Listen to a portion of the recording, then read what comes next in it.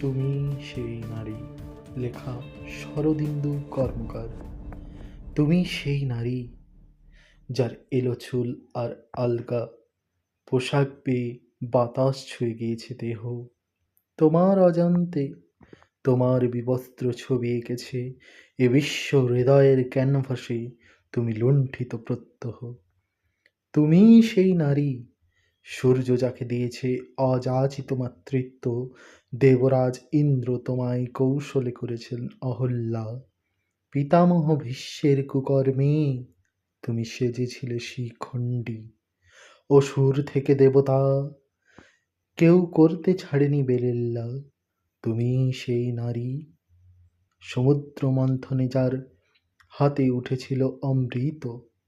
সমগ্র ব্রহ্মাণ্ড যার গর্ভজাত। নীলকণ্ঠের সঞ্জীবনী যার দুগ্ধে।